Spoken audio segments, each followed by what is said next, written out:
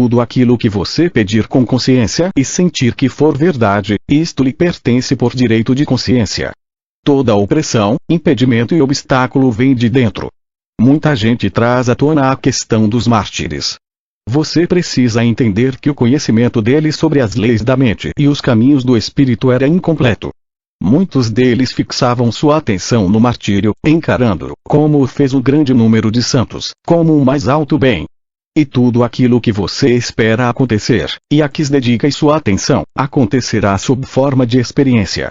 O amor afugenta o medo, e se os mártires de antigamente tivessem liberado seus inimigos o bastante, isto é, conhecendo a presença de Deus neles próprios e no outro, então nada poderia, por qualquer meio, atingi-los. Nenhum mal lhe sucederá, nenhuma praga chegará à sua tenda. Salmo 91, 1. Se Deus está do nosso lado, quem ficará contra nós? Romanos 8:31. No Salmo 32, há 3 versículos muito importantes que serão explicados à medida que prosseguirmos. O Senhor é meu refúgio, me preserva do perigo e me cerca com os cânticos da libertação. Selá. Salmo 32, 7. Aqui aprendemos especificamente que a paz e a proteção são resultantes da confiança em Deus.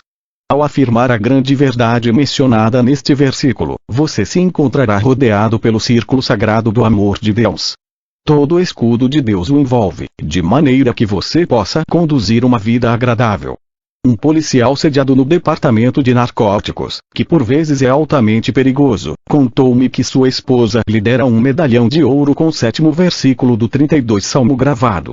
Ele o prendeu na corrente de seu relógio de pulso e procurou absorver a verdade da frase em seu coração subconsciente. A prova disto é o fato de terem atirado nele diversas vezes a curta distância, e as armas sempre falharam, ou as balas se desviaram. Ele ingeriu, digeriu e assimilou esta verdade de forma que ela se tornou uma convicção subconsciente, parte viva dele próprio, da mesma maneira como um alimento se torna parte de sua corrente sanguínea. Esta bênção foi concedida a ele por causa de sua sinceridade de coração. Eu o instruirei e lhe ensinarei o caminho que deve seguir, e o guiarei sob as minhas vistas. Não seja como o cavalo ou a mula, que não têm entendimento, e que precisam de rédea e cabresto para que obedeçam. Salmo 32, 8, 9. Existe um princípio de guia em todos nós. Só a inteligência infinita conhece a resposta e tem solução para todo problema sob o sol. O versículo 9 diz que guiar e instruir vai depender de termos e entendermos as leis da mente e o caminho de espírito. Não devemos ser como o cavalo e a mula, que são governados pelo instinto e não podem raciocinar de modo crítico como o homem que, quando compreende, pode separar o joio do trigo, o falso do verdadeiro. Em outras palavras, você deveria ser como um juiz bom e justo, que vê a verdade da situação e depois olha a aparência das coisas, os rumores e a falsidade, e só então decide qual a verdade do ser. Uma senhora que mora aqui no mundo do lazer, em Laguna Hills, foi convidada a fazer uma excursão há poucos anos atrás, na qual muitos perderam a vida num acidente aéreo. Ela rezou o seguinte, antes de tomar a decisão: a inteligência infinita me revela a resposta, me guia e dirige na minha decisão, e sigo a indicação que aparece com clareza em minha mente consciente e racional. Ela teve um sonho onde viu o desastre completo. Em outras palavras, experimentou uma previsão daquilo que aconteceria pouco e dias depois. Decidiu não fazer a viagem e avisou aos amigos que a convidaram para que cancelassem suas reservas, mas eles desprezaram o aviso, por ser apenas um sonho sem consequências. Esta senhora possuía aquilo de que fala a Bíblia, entendimento. Sabia como funcionava sua mente e seguiu a resposta. Sabia como a natureza da inteligência infinita é voltada para a resposta e que os murmúrios, sopros, ímpetos e inspirações do superior são sempre dirigidos à vida. Compreendeu que o princípio da vida, que é Deus, sempre procura protegê-lo se você simplesmente ouvir e obedecer. Mas, o que se gloriar, glorie-se nisto: em me conhecer e saber que sou o Senhor. Jeremias 9:24. Pois sei que o meu Redentor vive. Jó 19:25. Os principais versículos do Salmo 34 são as seguintes e belas verdades: procurei o Senhor, e Ele me acolheu, e me libertou de todo o medo. Experimente e veja como o Senhor é bom. Bendito o homem que nele confia. Salmo 34, 4, 8. O medo é o maior inimigo do homem. Por trás do fracasso, da doença e do relacionamento humano podre existe sempre o medo. O medo é, na verdade, a falta de fé em Deus. O medo é a fé na coisa errada. O medo se baseia na crença de que as coisas exteriores são causativas, e isto é falso. O único poder criativo que existe é o Espírito, ou Deus, em você.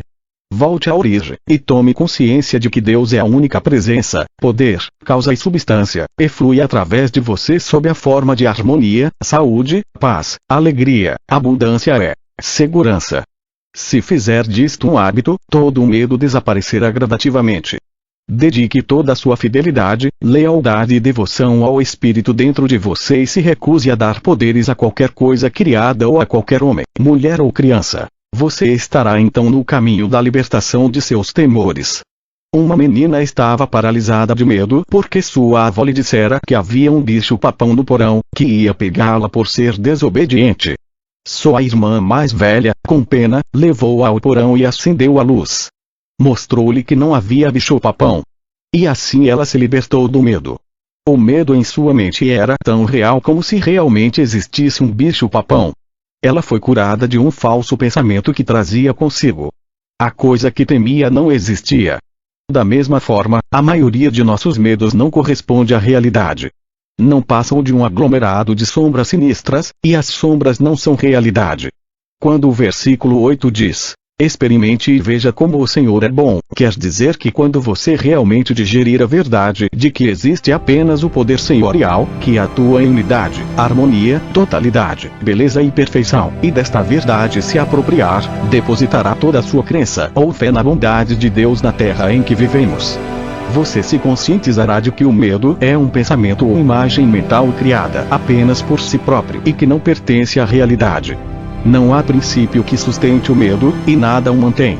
Suponha que você tenha medo de água, altitude, de lugares fechados, de lugares abertos, de um encontro, de subir no palco, ou teme uma viagem, como as viagens de avião. Você vai achar esta técnica muito apropriada. Digamos que você tem medo de água. Comece agora a sentar-se em silêncio durante 5 ou 10 minutos, 3 ou 4 vezes por dia, e imagine que está nadando. Na verdade, você está nadando em sua mente. É uma experiência subjetiva. Mentalmente, você se lançou na água. Sente o frio da água e os movimentos de seus braços e pernas. Tudo é uma atividade mental verdadeira, vivida e envolvente. Não é sonhar acordado, sem significado, pois você sabe que aquilo que experimenta em sua imaginação será desenvolvido por seu subconsciente. Você se sentirá então compelido a expressar a imagem e a semelhança do quadro impresso em sua mente mais profunda. Esta é a lei de seu subconsciente. Você poderia aplicar a mesma técnica para qualquer medo ou fobia, seja por estar com medo de lugares fechados ou de altitude. Imagine que está escalando uma montanha. Sinta a realidade dela. Aprecie a paisagem sabendo que, à medida que continuar a fazê-lo mentalmente, conseguirá fazê-lo fisicamente com facilidade e conforto. Você precisa pôr em prática a lei de sua mente. E estará livre do medo.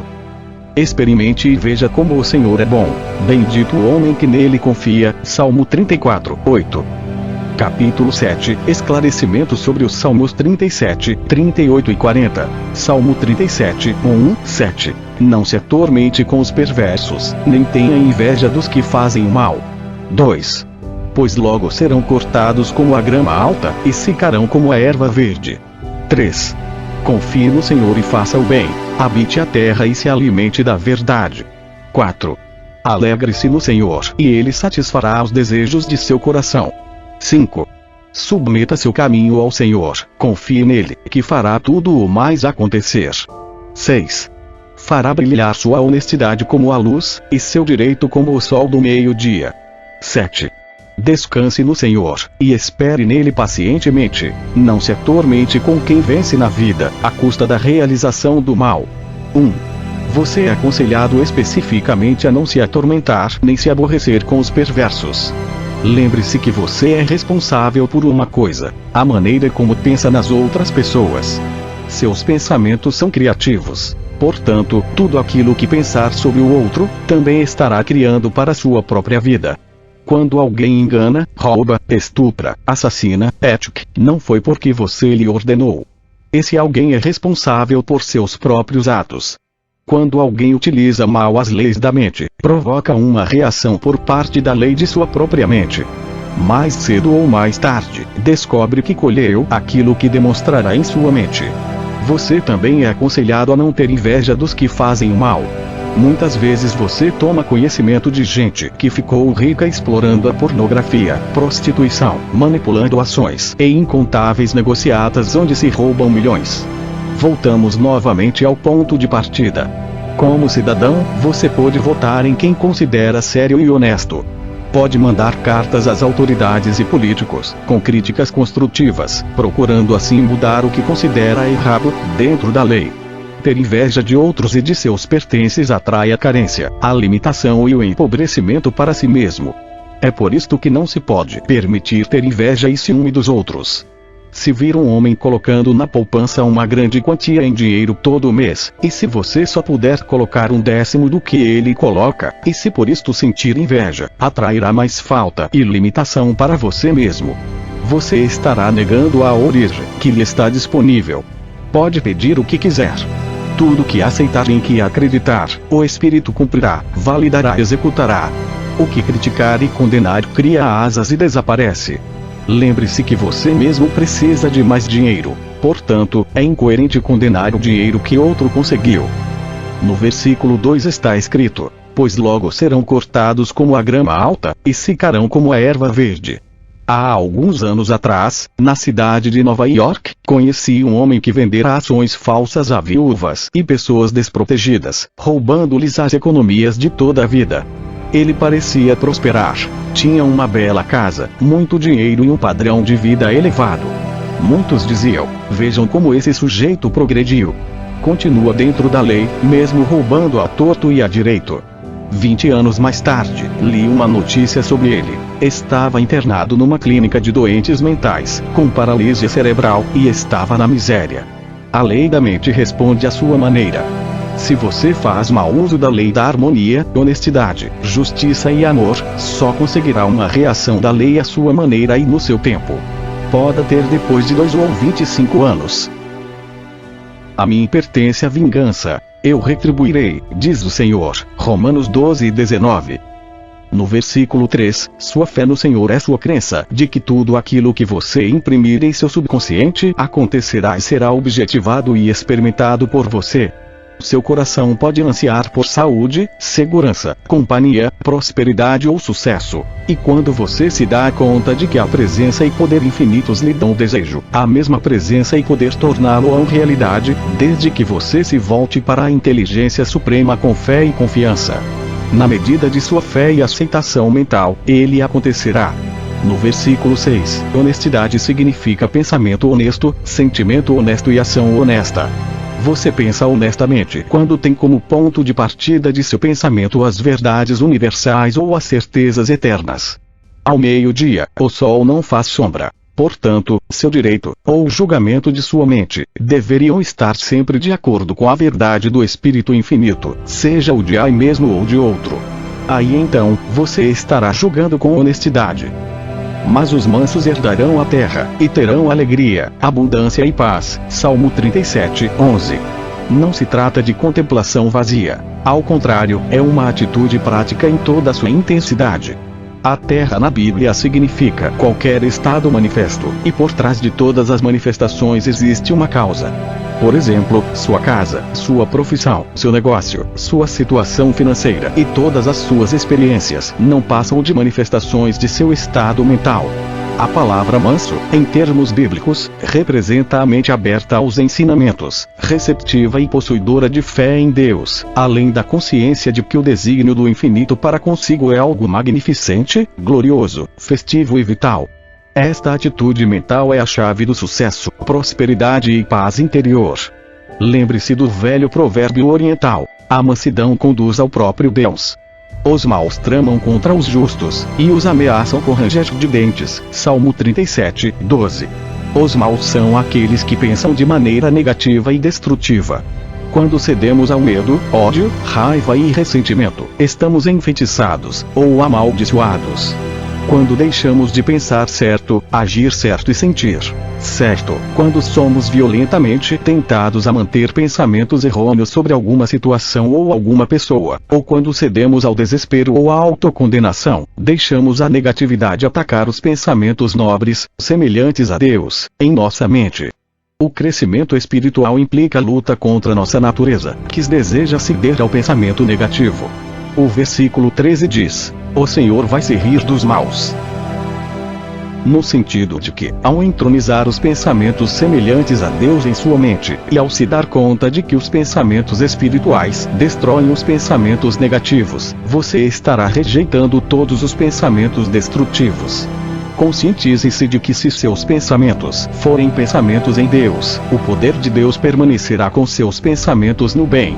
Não é o que os outros dizem ou fazem que perturba você, é o seu próprio pensamento a respeito deles. Você é o único pensador em seu mundo. Os outros não têm o poder de incomodá-lo. A causa é sempre o movimento de seu próprio pensamento. Lembre-se que nada pode vir a se tornar uma experiência sua, a menos que encontre algo em você para sintonizar. Portanto, se tiver problemas ou dificuldades com outros ou com o trabalho, trata-se apenas de um sinal de que você necessita de uma limpeza em sua mente. O que você vê a todo momento nada mais é que o seu próprio conceito. Se tivesse um conceito nobre de si mesmo, à semelhança de Deus, veria a presença de Deus no outro. Se seus olhos estiverem identificados com o agradável, você verá apenas o que é agradável. Fui moço e agora já sou velho, e nunca vi o justo desamparado, nem seus descendentes passando fome. Salmo 37, 25. Este é um versículo muito importante, repleto de grandes verdades. Em termos bíblicos, somos jovens quando não conhecemos as leis da mente nem o caminho do espírito. Somos considerados velhos quando conhecemos as leis da mente, pois a idade não é apenas o passar dos anos, mas o aprofundamento da sabedoria. O justo não fica desamparado no sentido de que, se você pensar com retidão, sentir e agir de acordo com os princípios universais, obterá resultados correspondentes, e demonstrará saúde, felicidade, paz, segurança e abundância em sua vida. A descendência representa os filhos de sua mente, além dos filhos carnais. Se você tem ideias novas, criativas, invenções e descobertas, peças, livros, poemas e canções, você faz com que se manifestem. Eles não passarão fome porque você conhece a lei da mente. Ao afirmar sua fé, confiança e entendimento da seguinte maneira, ao mesmo tempo que sabe que todas as portas se abrirão para você, sua invenção ou ideia criativa será projetada na tela do espaço. O Espírito Infinito me deu esta ideia nova, criativa, e me revela o plano perfeito para o seu desenvolvimento dentro da lei e ordem divinas. Sigo a indicação que vem com clareza à minha consciência. Em se tratando de filhos carnais, lembre-se que os filhos crescem à imagem e semelhança do clima mental, emocional e espiritual dominante no lar. Em 1947, Pines Warkurskindi disse que toda criança é como uma tábula rasa na qual todos que passam por ela deixam escrita alguma coisa. As crianças estão sujeitas ao humor, temperamento, medos, superstições e crenças de seus pais e demais pessoas de seu ambiente. A mente infantil é moldável, plástica, imprimível, e a criança não tem a capacidade de rejeitar as falsas crenças dos pais. O livro dos Provérbios coloca isto de maneira bastante sucinta quando dia. A criança entregue a ri mesma vem a envergonhar tua mãe. Provérbios 29, 15. A glória dos filhos são seus pais. Provérbios 17, 6.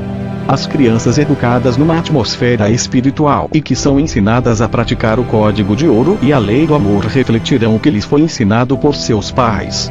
Quando os pais rezam juntos e pedem por seu filho ou filha da seguinte maneira, a criança cresce com sua convicção e consciência interior. Meu filho ou filha, mencionar em nome, é filho de Deus. Cresce em sabedoria, verdade e beleza a cada dia. A luz de Deus brilha dentro dele.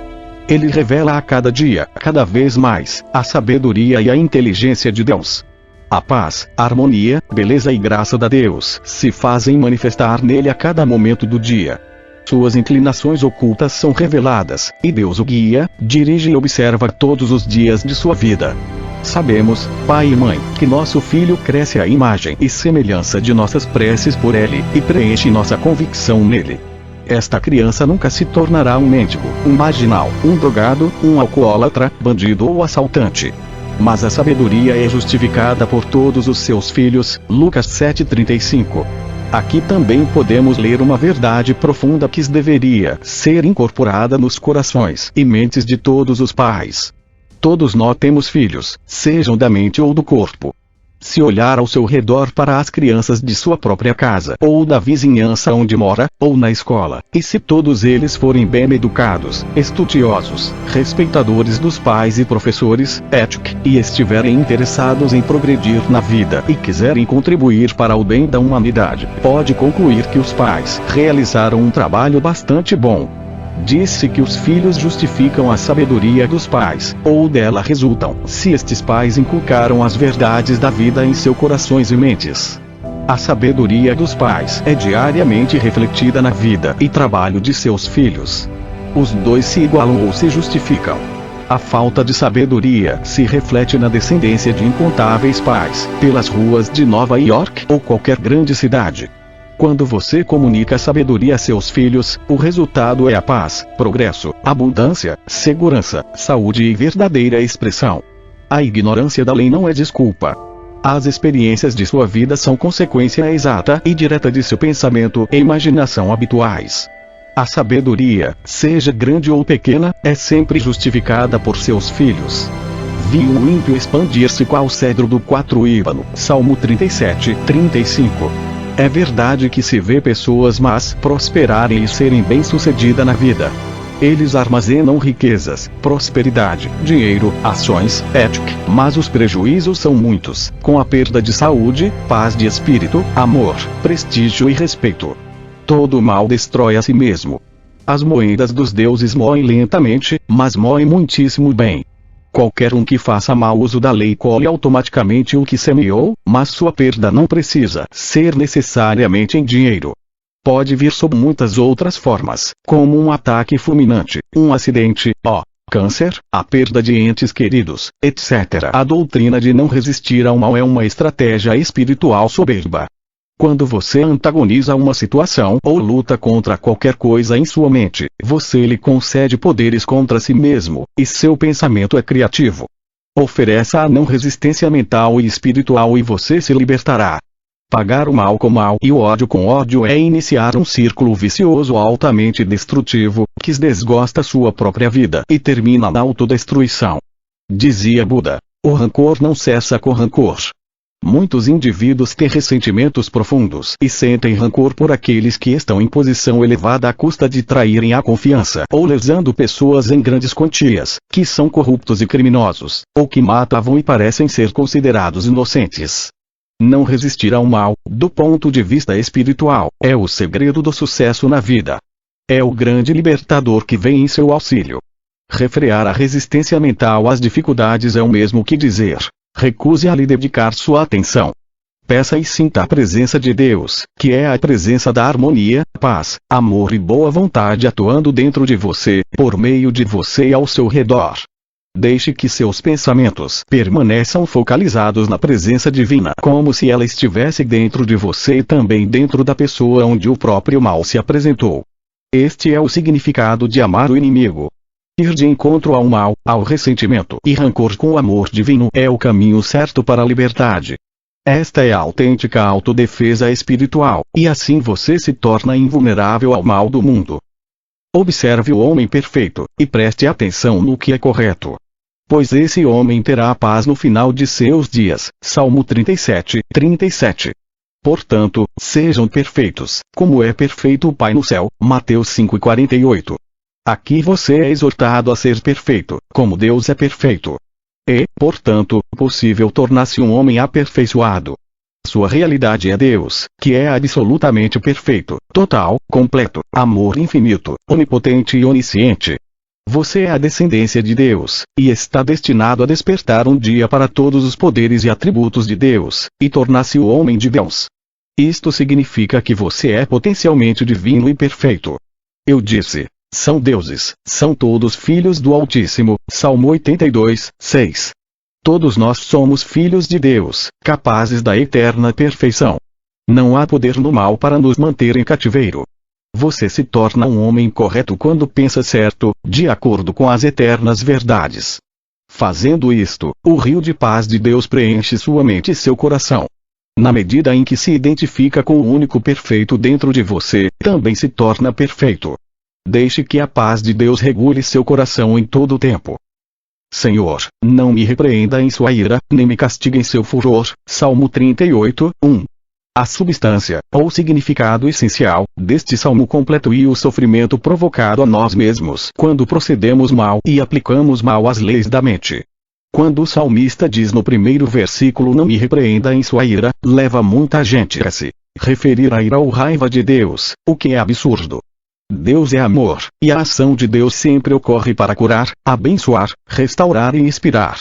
A palavra ira na Bíblia representa a atividade do poder e presença infinitos dentro de você, a atividade do poder benéfico que acompanha ou precede a cura de qualquer febre ou outra condição negativa.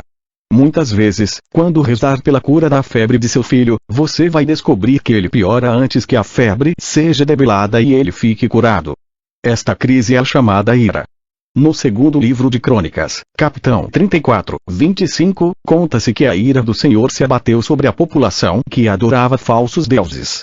A explicação é muito simples. Tudo isto quer dizer que concedendo poderes às coisas externas, acreditando na limitação e nos poderes do mal, e permitindo a presença de pensamentos negativos em nossa mente, a dificuldade, a carência e a má sorte acontecem.